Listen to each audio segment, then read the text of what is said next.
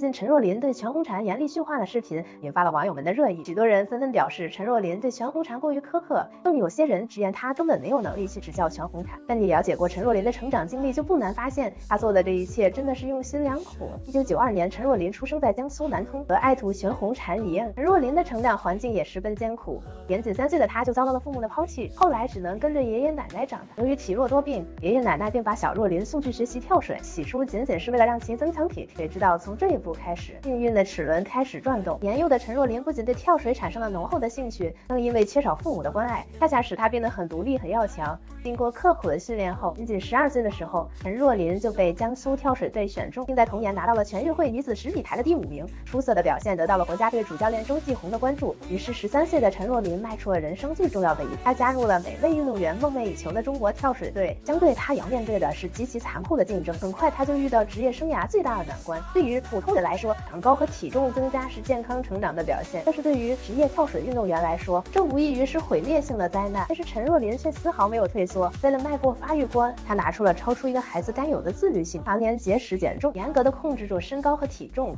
这一坚持就是5年。这天，2008年北京奥运会如约而至，16岁的陈若琳跟随中国跳水队迎来了她的首次奥运之旅。10年磨一剑功夫，不负有心人，到如今终于到了交出答卷的时候。于是，在加拿大名将海曼斯以出色的发挥将中国队逼到悬崖边上的时候，当大家都认为中国跳水队这次肯定要败北的时候，陈若琳面色坚定地站了出来，在最后一跳中完成了惊为天人的绝杀，冲出了100.3这样的高分。神奇的表现让对手直呼不可思，此刻所有的艰苦和心酸都变成了喜悦的泪水。在拿到这枚金牌之后，陈若琳的职业生涯就如同开挂一般，连续包揽了2届奥运会的金牌，实现了职业生涯的大满贯，成为了名动天下的奥运5金王。可以说，正是凭借着一股子不服输的劲，陈若琳才能有如此辉煌的成就。而退役之后的她并没有淡出大家的视线，她成为了天才女孩全红婵的主管教练。要知道，全红婵在东京奥运会上一战成名后拥有着极高的人气，可想而知陈若琳肩上的压力之大。不同是出身寒门的她非常知道全红婵最需要的是什么，于是在每一次苛刻的要求背后，都是对爱徒全红婵最殷切的期望。经过一次又一次挫折和努力后，在2023年蒙特利尔世界杯中，全红婵不仅战胜了陈芋汐拿到了金牌，更是突破了自己的心魔，在207C这个动作上拿到了满分。此刻陈若琳看着领奖台上的全红婵，仿佛看到了当年的自己，让他们这样没有任何背景的选手，只能凭借一腔孤勇和一往无前的勇气，才能获得一席之地，经历过的他深知这个道理。不过这一切都已经成为了过去式，未来还有更长更宽的路。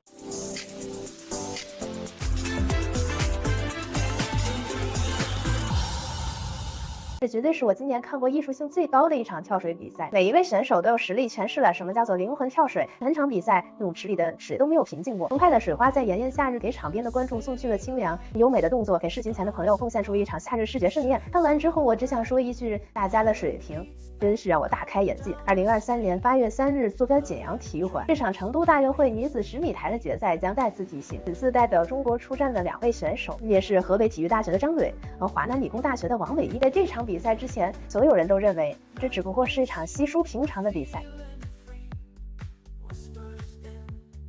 然而事情的发展却完全脱离了所有人的预料，甚至让我们中国选手一度都沦了配角。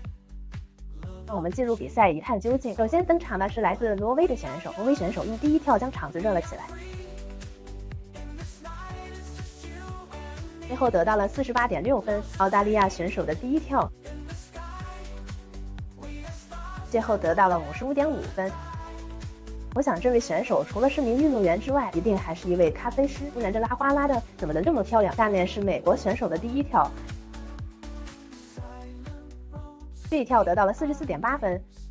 美国选手直接在水花上拉了一个爱心，你别说还挺好看。日本选手的第一跳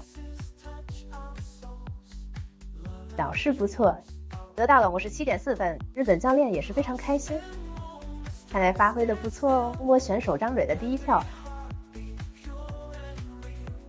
连中国选手都被这强大的气氛所感染，罕见的出现了这么大的失误，最后得到了45.00分。我们来看中国选手王伟英的第一跳，关键时刻王伟英打破了魔咒，稳稳的拿到了75.00分。这一轮王伟英鹤立鸡群，稳稳占据成功了，非常好。不过这一波还未平，更大的风浪就接踵而至。挪威选手的第二跳再次激起浪花朵朵，最后得到了47.6分。澳大利亚选手的第二跳不甘示弱的得到了36.8分。美国选手的第二跳。美国队的这一跳直接把气氛推向了高潮，裁判直接奖励54.00分。日本选手的第二跳，最后得到了26.1分，看来是出现了失误。日本教练这下可笑不出来了。中国选手张蕊的第二跳，好的，没有问题。张蕊果断退出了这场闹剧，找回状态，拿到了73.6分。中国选手王伟英的第二跳，稳定发挥，同样也拿到了72.00分。这一轮两位中国选手开始领跑，分别位于第一和第二名的选手。来到第三轮，挪威选手的第三跳，感谢老铁送的大火箭，裁判送给你27个小分分。澳大利亚选手的第三跳，最后得到了52.2分。美国选手的第三跳，最后得到了38.4分。日本选手的第三跳，最后得到了22.1分，水花有点太大了。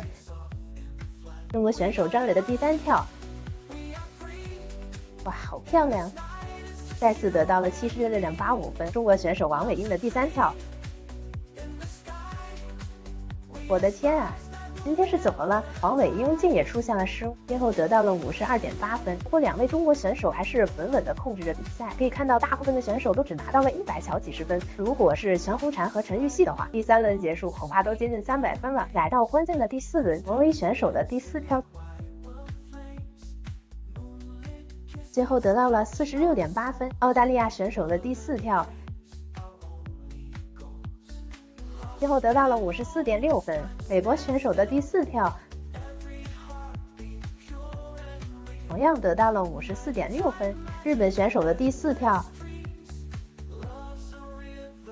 最后得到了44.6分。中国选手张蕊的第四跳，最后得到了72.00分。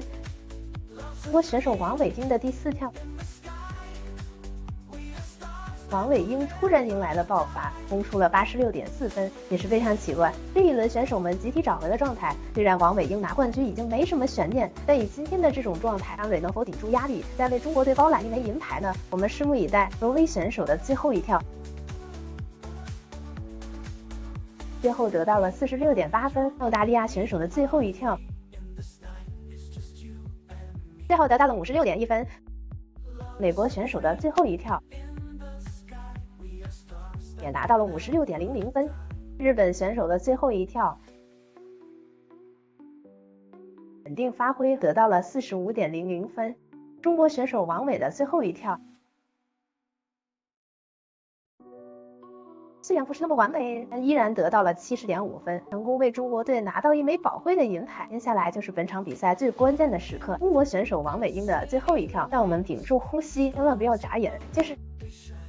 来先看一下这一跳，简直轻轻松松，王伟英稳完成了这一跳，最后得到了72.00分，结束了今天这场闹剧，最终以358.2的总分拿到这枚金牌，整整领先最后一名选手140分之多。让我为中国选手鼓掌点赞，你们是最棒的，同时也要为所有选手鼓掌加油，知道你们也尽力了。